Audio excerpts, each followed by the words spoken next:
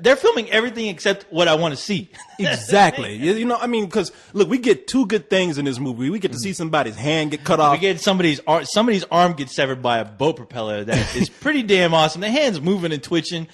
Somebody put some effort into that scene. I don't know who did it. And it's funny because Nicolas Cage didn't even do that shit. No, he didn't. That was an accident. That was a complete accident. He fucked that hit all up. Oh, yeah. That went all wrong, but I tell you what, it was the most exciting part of that entire movie. And that one dude they blew up with a grenade. That was funny. We get to see it in slow motion. He's split in half at the end. And then they show it. And then they actually show it. Because I said, look, I'm going to give this some bullshit if I do not see that body. Exactly. And we get to see that. But the problem is, all these bad guys, throughout the movie, he's getting hits for bad guys that we get no development on. We don't know why they're getting hit, nothing about them. So that satisfaction of seeing a real bad guy get taken out, we don't get that. Yep. And then the main bad guy in the movie, we don't even realize like he's the main bad guy until the climax. Yeah. Like it once you're thinking sense. like this guy is leading up to something bigger. This guy's is the middleman to a bigger guy. Yeah. No, that was the main villain. Yeah. And all of a sudden, the last 5 minutes, they decide to try and be badasses. But at that point, we don't care. See, and that's the unfortunate thing. Okay, just to let everybody know, this is a remake. This is a remake of a movie that these same guys did. I want to say, don't quote me on this, but I want to say they did it back in 1999. Same movie. It was actually part of a trilogy.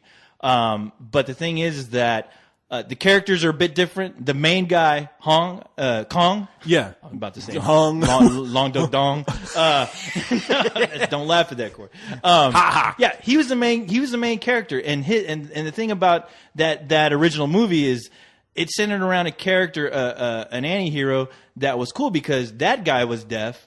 Mm-hmm. Him being deaf almost made him a better assassin because whenever he got into a shootout, because he was deaf, he wouldn't get distracted by all the gunfire around. So he was like an ultimate badass that just so happened to pick up a gun and he realized he was a complete badass. Somebody recognized that and said, hey, you know what? This guy would make a fucking badass assassin. And that story, you hearing that? That would almost seem like a more interesting, better movie. Well, that makes more sense than hiring, like I said, the biggest fuck up in Bangkok. Yeah. I mean, we got a little bit of backstory of a backstory. The reason why a killer would want to hire somebody to be his trained assassin or his student. Yeah. And there's no goddamn reason. Like I said, in this movie, there's none. He's a fuck up. Yeah. No, man. I mean, look, like I said, Nicolas Cage, I really do think that he's one of our finest actors out there. I know that he has pretty much one expression that he does all the time. Yeah. But nevertheless, he's able to take on different body types. I mean, that hairpiece is working for him. I guess he's able to play, like I say, a guy that you really feel like is not a badass. He's the ultimate geek, or he's the ultimate loser. And then he can go from that to being an assassin. Now, it's not that I didn't buy him as an assassin in this movie. It's just that his character was so underdeveloped, and I didn't care about anybody in this movie. And on top of that, what I'm trying to lead up to is with Nicolas Cage being the actor that I think he is and having somewhat of a great reputation. I mean, regardless of what you feel about him. At some point in his career. Yeah. Why take this movie? Because this movie is really some straight to DVD movie or something that you would catch straight to HBO late at night. It truly is. Yeah, you're right. I mean, it definitely seemed whatever they tried to do, it seems they did it half-heartedly. Yeah. I mean, Nicolas Cage seemed to me at least like he was sleepwalking through this. And it definitely seemed like Nicolas Cage was sleepwalking through this, which is the unfortunate part because once you get a sense that, he's not really doing much, I think you said it before, you told me when we were watching this, it just felt like he was a tourist in Bangkok, and that's exactly how it felt. It's like he was sightseeing. He was sightseeing, and he just happened to be at the wrong place at the wrong time. You would never guess the guy's like a badass assassin just because, even like when he's telling you how to be a badass assassin, it's almost like he watched a lot of assassin movies and is just quoting you things that, stuff he saw from The Professional, when you're loading your gun, make sure you don't do this. When you're killing somebody, make sure they're dead. Yeah, exactly. And he went out and tried to do it himself. Yeah, and then fucked it all up. I could tell you these things. Yeah, it's almost. He's like walking around Bangkok, and he's like. He's there to kill people, but he's like looking around. He's sightseeing. He's like, oh shit, I gotta kill somebody. I forgot. Time to kill. I'm hanging out with my girlfriend here, falling in love. He's all out in the open doing everything, man. So I don't know, man. I mean, I would be lying if I said this is really terrible because I've seen much worse things. Oh yeah, it's just I have to. It is just there. That's all. It is. It's there. There's not much to it. If you've seen one Assassin movie, more than likely it's better than this one. Yeah. But yeah, I like to give it some old bullshit, but I see what they were trying to do. They were trying to do something a little different, even though they were taking it from bits and pieces of other movies. Which is probably why I should give this some old bullshit. You know what? Fuck it. I'm just going to give it some old bullshit. I mean, as much as I could say, I can easily say, yeah, rent it. I honestly don't know anyone who's attracted to these kind of films. I can really see them being disappointed if they were just to rent this, hoping something exciting out of this story or Nicolas Cage, you know. Yeah. And you just don't get any of that. I mean, and when you do, it's not even that great. So, unfortunately, I will say this is some old bullshit. As much as I like to give this a chance, just because, hey, I have some little faith in Nicolas Cage. I can see it in you. I have to. I almost have to teach him a lesson, Corey. I have to teach Nicolas Cage a lesson. I'm sorry, dude. You can't slide by anymore. I've given you one too many chances. I avoid those National Treasure movies like The Plague just because I had some faith in this guy at one point, and I don't want to lose it. I still haven't even seen Wicker Man, for crying out loud, Corey. I love that original movie. And, the original's great, man. And if I do see it, I'm afraid I'm just going to have to write him off and never watch another one of his films again. But I'm sorry, Nicolas Cage. You're getting some old bullshit over here, pal. I'm done giving you C's in the classroom. Yeah, you know what? It's funny because when you put it that way, because I can actually see somebody going, for those who don't ask for very much, and that's not even a good compliment there. No. For those who don't ask for very much, if you rent this at the video store, you take it home, I think you'd be like, it's all right. It's got Nicolas Cage in it. It's going to fool some people into thinking that, it's got Nicolas Cage. It's okay. Anybody I know renting this is going to go, what the fuck? I should have just rented The Professional again. Damn it. But man, I have to say, yeah, for somebody like it's a boring action flick. I mean, we're sitting there watching this, and even the action scenes aren't thrilling. No. If we got to take, man, look, if we got to just grasp at something, we have to say, if we have to grasp onto that bad rat's nest on his head, that's not good, Corey. The only thing that we can say that's good about the movie is at the end they blow a guy in half, and we get to see his body. Yeah. We get to see his bloody body for like a second. But I don't think I want to. I don't think I want to torture anybody with paying like $5 or $8 to just see that one part. Yeah, man, there's nothing going on in this movie. Yeah. And just for it being Nicolas Cage, had it been somebody else in this movie, I probably would say rent it. But, I mean, come on, man. Yeah. Nicolas Cage is in this. You should know better. This is below him. You know what the sad thing is that I've heard him in interviews where he said he's trying to reinvent himself now as an actor by placing himself. Yeah, I swear to God, I heard this in an interview. Straight to DVD movies? And you know what? After watching this, I was just like, man, has this guy just totally lost it? You're trying to reinvent yourself? Okay, look. Don't reinvent yourself. Reinvent that thing on your head, dude. All right? Well, that's what Please, he's doing. He's got a different one reinvent every that movie. goddamn wig on your head, all right? Cut that motherfucker. Give yourself a mohawk. Do something, dude. All right? I'm tired of looking at it, man. You're distracting me. You're distracting the rest. I can't concentrate on the movie.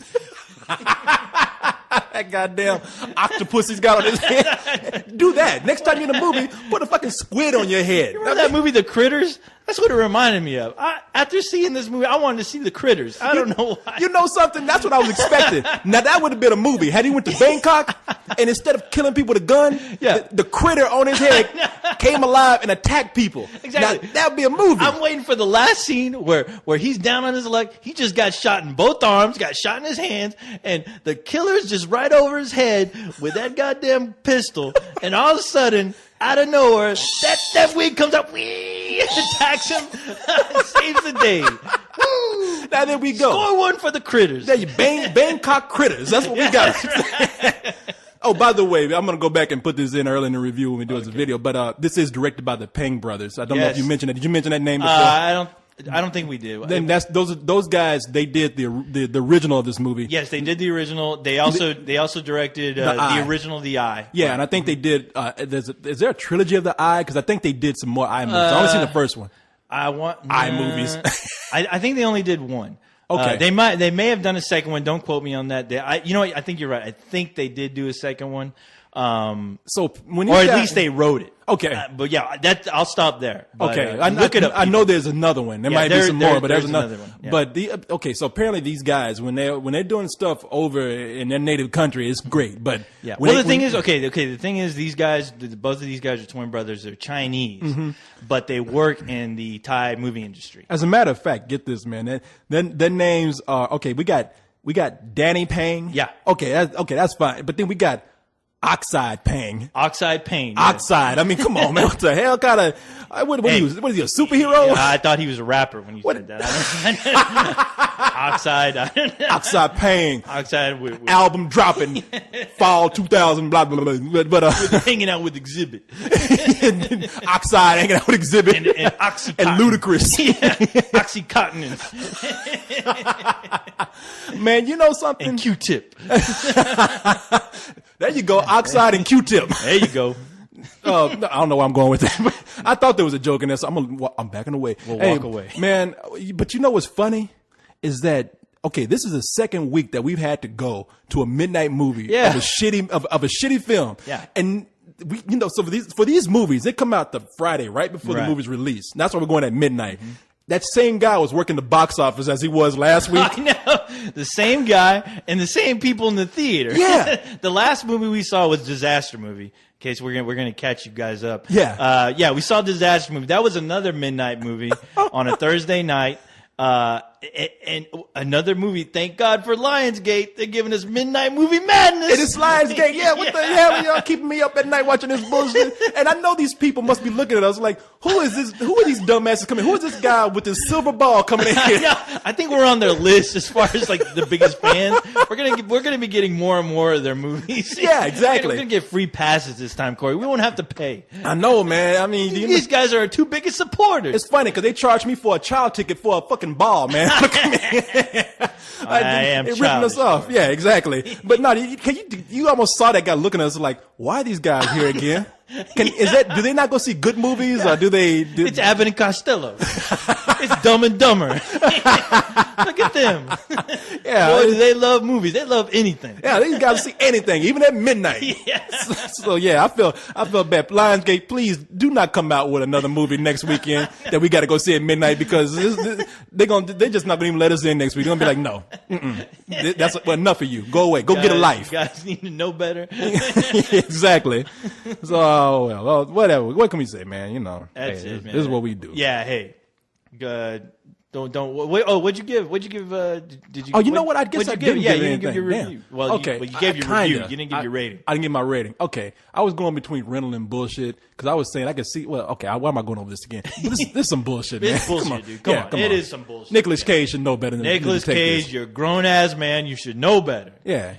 And Shay, go. You know, just go bald, man. Please cut all that shit something. off. Go bald and play some monsters or something. I don't know what you're gonna do. Play Frankenstein. Dude, you want to reinvent yourself? Be a villain. Do something like that. Exactly. Yes. I mean, you know what? Shave your hair and put a shark fin on your head. Exactly. Be a creature. You know, be in Jaws 19 or whatever. Hey, he was Jaws in this movie. You remember that one swimming pool scene? Oh man! Oh my God! Yeah. When he snuck up on that guy, it was. There's a scene in this movie. People, I know we're going crazy with this, but there's a scene in this movie where he's going to kill a bad guy. Yeah. And it's just like a monster movie. Yeah, I know, it's like a horror movie all of a sudden. Like, you see this fat Thai guy.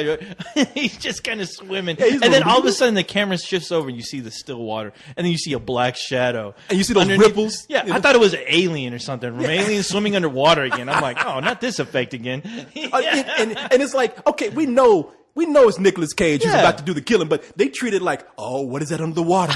And then when they get to this fat guys, they're not going to show Nicolas Cage come out the water. It's going to be like the fat guy's just going to like, he's swimming, he's like, he just goes under.